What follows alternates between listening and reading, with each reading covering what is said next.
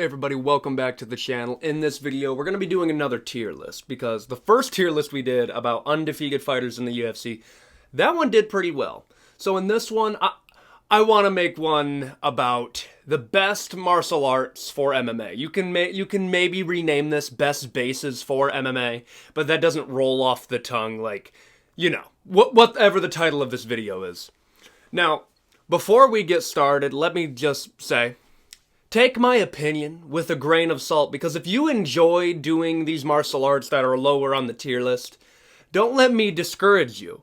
And I know that there are examples of, like, maybe there is some practicality to Aikido. I'm not sure what it is. I'm sure there's one or two things that they stole from Judo that actually works in an MMA setting.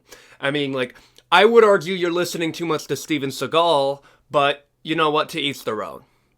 And before we get started, if you like this content, please consider a like, a subscribe, a share. We're trying to get to 1,000 by the end of the year, and it looks like we're on track to do so, all thanks to you guys. And without further ado, let's get started. The first thing on this list is kind of a cheating one, but like, I want to set the foundation quick. Nothing.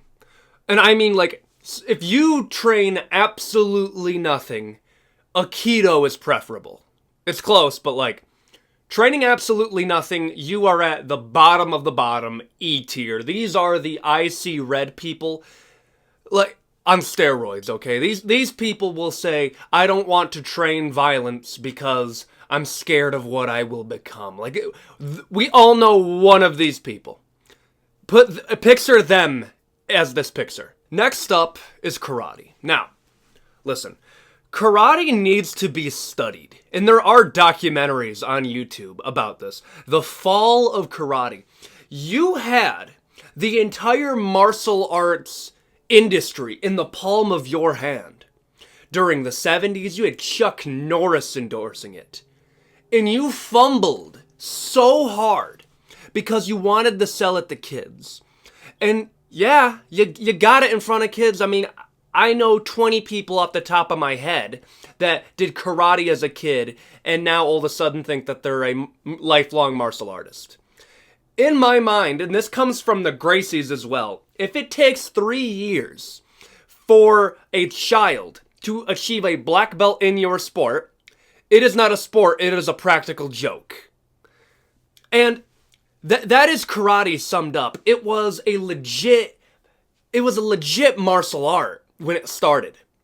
And I know that you can name people like Wonder Boy, Conor McGregor when he had that karate stance. Like, there is good bones to karate. But what we have now is a bastardization of what it once was. And because of that, you're going pretty low. I would say C tier is fitting for you. Only reason we're not going down to D tier is because there is some practicality to your sport. Next up is Krav Maga. Now, listen, Krav Maga is better than Aikido, and it's obviously better than nothing. But in an MMA setting, you can maybe argue there's some clinching in Krav Maga that does transfer over well, and there are some throws that you can argue. But if you're gonna say that, just do Judo. And if you're gonna do Judo to take people down, why not just wrestle? That's the problem with Krav Maga is, yes, on the street, yeah, mate, you can say it works better, and I know there's going to be some Krav Maga enthusiast that's going to say Krav Maga is the only martial art that's too dangerous for the octagon. And I'll let you have that if that lets you sleep better at night, but you're still going in D tier. Yes, you heard me right, D tier, because at least karate is practical in an MMA setting. Next up is Judo. Now, Judo, I got mixed feelings on this one, because the one thing I will give Judo above something like karate is there are Judo, like, high-level judokas that have crossed the boundary in the MMA and have done well. Ronda Rousey was one of the best examples of this. And I would say Judo works a little bit better in women's MMA. There is something about, like, the equilibrium, like, of a woman's body to a men's body that Judo actually does work better in women's MMA, and there is a lot of practicality in men's MMA. But the reason that it's going in B tier, and the reason why I can't give it into that A tier area is because other martial arts do what it does better. Does that make sense? So for that reason, it's a B tier. Next up, I think I might have spilled the beans on this one. It's gonna be Aikido, and Aikido's D, not even D tier, bro. It's just as bad as nothing, okay? Like, if you come up to me and say, it's just like, hey, man, I think I could take you. I'm an Aikido Grandmaster Wizard or whatever the fuck their titles are.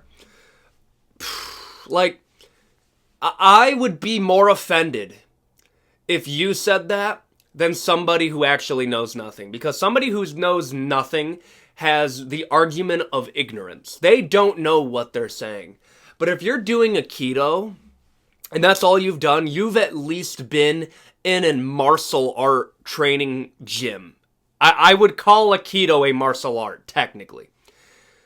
But you gotta know your place, and your place is at the bottom of this tier list. Get down there. Next up is Taekwondo. Taekwondo is another one that has had it rough. The spinning kicks of Taekwondo transfer over well. There are movements in Taekwondo that transfer over well. But it's very similar to karate in that way. And karate didn't even make it out of C tier.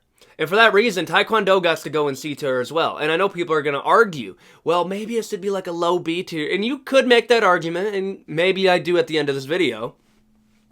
But Taekwondo, to me, because of that whole Olympic fiasco where somebody got DQ'd for hitting too hard, I believe they said unnecessary force. I don't want to hear complaining from you. So, as a martial art that punishes people for being too martial, you go in C tier, below karate. Next up is wrestling. Honestly, it would be blasphemy to put it beneath anything other than A tier. Like, wrestling has more world champions in MMA than any other martial art ever. I know wrestling is probably the best, I don't want to say the best, the most useful of all martial arts because you have the power to dictate where the fight takes place. If you're going to be a one-dimensional fighter, I would rather you be one-dimensional but a phenomenal wrestler. If you had like Bo Nickal's ability, but maybe had the hands of like Ben Askren, you would still do fairly well. Now, I know somebody's going to say, all fights start off on the feet and you have to get them to the ground, but I would argue this in response. A Big Ten to an Olympic level wrestler will get you to the ground. It's not a matter of if they will get you to the ground, it's a matter of when. And because of that power that they have to dictate where the fight takes place, they have to go in A tier. Next up is boxing. Now, boxing, this one's a tricky one because I think it's an insult to put it in C tier, but the problem that boxing runs into is that there are other martial arts that do what it does better. Not the actual boxing part about it, but the striking part about it.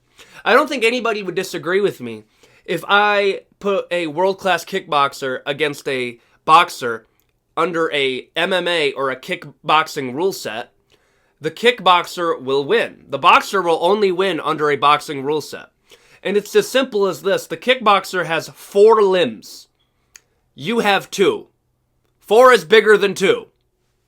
Like, this isn't rocket science. Kickboxing would be above boxing. But boxing is most definitely above karate and taekwondo. And for that reason, I have to put it at, I would say, like a mid B tier. Next up is BJJ. Now, let me go over the problems with jiu-jitsu, and then I'm going to go over my justification for its rank.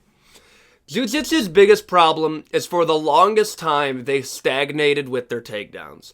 For even till today, there is a lot of gyms that just do not train takedowns.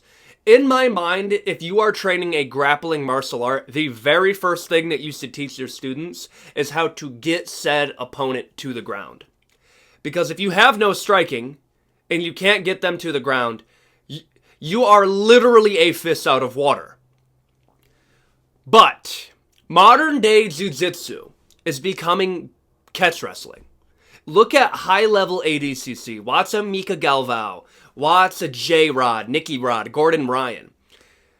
There is still the pulling of the guard, make no mistake about it. But this very high level of jiu-jitsu, primarily no gi, there is some gi like Marigali that's really good. But that high level of jiu-jitsu is basically catch wrestling. And that, I would argue, is an A tier. But if I took jiu-jitsu as a whole and what we've seen in MMA, I can't justify putting it above B tier. And for that reason, it's a B tier martial art. But it does have the ability to move up in the next couple years. Next up is Muay Thai. Muay Thai is the best striking art. I don't think anybody would disagree with me there. It's as simple as comparing kickboxing to boxing. Kickboxing, you have 4 limbs. Boxing, you have 2. Kickboxing, you have knees, elbows. Muay Thai is the king of striking. I know somebody's going to say Litway, but we're arguing about MMA here, and there is no headbutts in MMA that are legal. So, in good conscience, you can't put Litway above Muay Thai, but you can put Muay Thai above kickboxing and boxing. And if I'm going to do that, I have to put it in A tier with wrestling. Next up, and the final one, and if I didn't put this on this list, people were going to be very mad in the comment section, and that is Sambo. Now, Sambo is a great martial art. It takes the best of Judo, some good parts of catch wrestling, combines them into one, and if we're talking about combat Sambo, it's basically MMA and a gi. But I have to dock points for originality. Sambo is one of the newest martial arts that have become mainstream because, now this is a very rough history of Sambo, so I would encourage you to study this further. But Sambo was invented during the Cold War because the Soviet Union wanted to have a new close quarters combat type of martial art, and they didn't want to just take Judo, and they didn't want to take like something from the Americas. So they took their catch wrestling, which was already super high level, and they combined it with Judo throws. They actually sent representative martial artists from the Soviet Union to live in Japan and learn high level Judo, and they came back and made Sambo. Which makes it a great martial art, but the best parts about it are stolen parts from other martial arts. And I know people are going to say the same thing about jiu-jitsu and judo, because there is a similarness to that with the Gracies and what they took from judo. But jiu-jitsu is a reinvented form of judo. They are almost completely different sports at this point. Like, very little similarities. Sambo is just a Frankenstein of other grappling sports. And for that reason, but its effectivity, I have to put it in A tier, but it's not going to win S tier for that reason. And now for the moment that you've all been waiting for. What is the S tier martial art? Our choices are wrestling, Muay Thai, and Sambo. Sambo misses out because of originality, but if you were to not think about that, I guess you can put it up there. But it's between wrestling and Muay Thai, and the biggest problem with Muay Thai is the Muay Thai stance that you would use in a Muay Thai fight is very bad at defending takedowns, and when you take that over to an MMA setting, unless you have very high level jiu-jitsu where you aren't worried about getting taken down, wrestling will beat pure Muay Thai every time. So for that reason, wrestling, because of its ability to dictate where the fight goes, wrestling is going to be our S tier. And that's going to be it for the video. If you enjoyed it, please consider a like, subscribe. We're trying to get to 1,000. You know what? I think we're going to hit it, and I hope you enjoy this video. Adios, guys.